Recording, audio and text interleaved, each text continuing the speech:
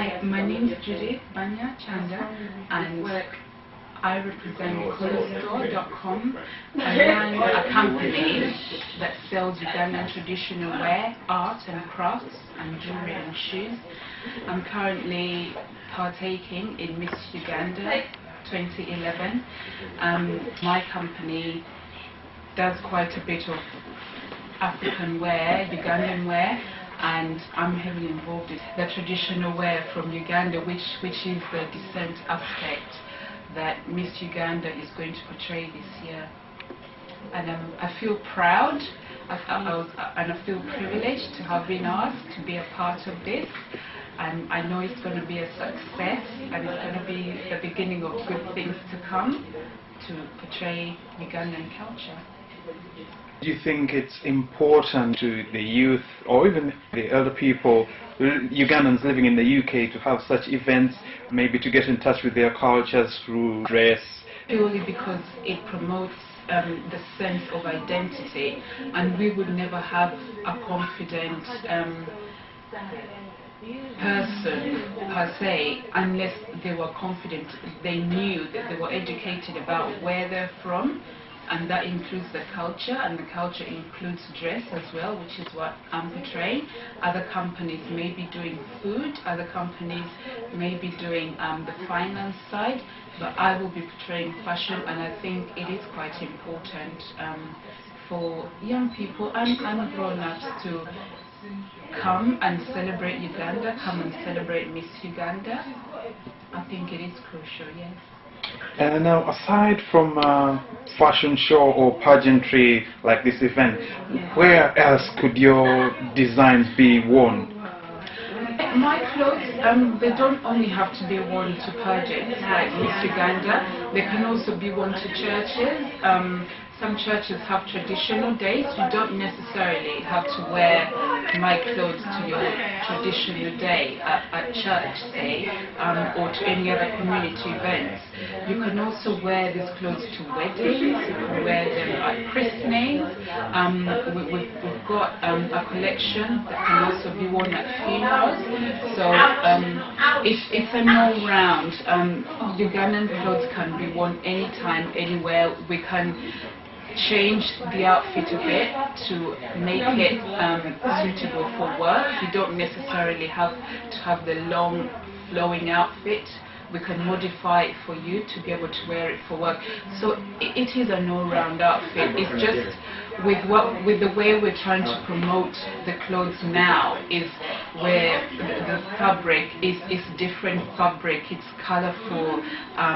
We can do bespoke things for our customers, but the main thing would be celebratory occasions, happy times, weddings, birthdays, any other celebrations really. As long as it's happy time, it's MikoloStore time. It's time to wear your clothes, time to celebrate Ugandan fashion. Right. You mentioned something about the fabric. Is there a difference between the fabric that you use and say the fabric that's commonly used in Uganda? So when somebody sees your designs and your clothes, your creation, is it easy to tell that this is a European product as opposed to a product that somebody would readily find on the streets in Kampala? We do everything because I have a vast amount of customers. I try to accommodate everybody. I don't want to necessarily say that my clothes are different from the clothes you find in Uganda. What I'd like to say is I'm a step away from the clothes you won't necessarily find in Uganda because I put so much effort into the fabric. The way that I'm trying to market MikoloStore is to let people that are not necessarily into wearing Ugandan traditional wear come to wear it.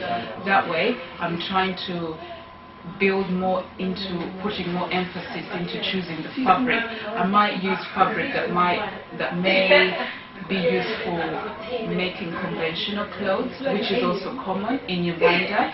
But what I'm doing is the quality. I'm making the quality better. I'm trying to make my prices competitive. I'm trying to suit all customers.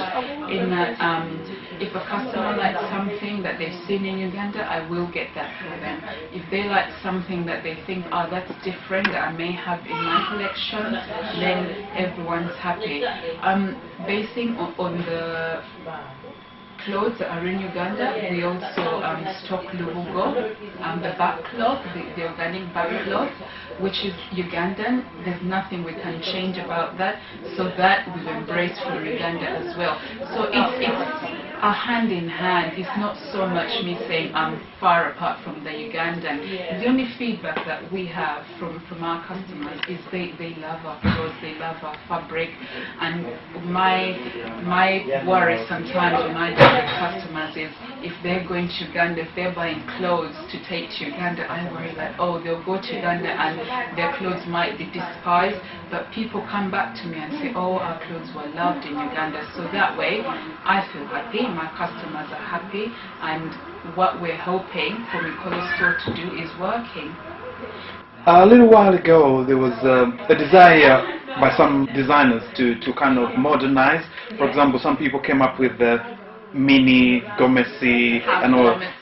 Yeah, are you doing anything in that respect? Are you modernizing, or are you sticking to the traditional style? Like I mentioned earlier, we do bespoke and we do anything our customers like. But as you mentioned, the mini gomesi, modifying it.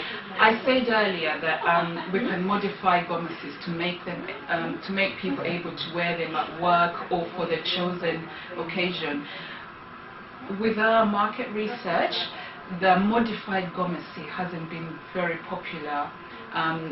We've done so much research into it, we stocked it, and it just sat there for a long period of time.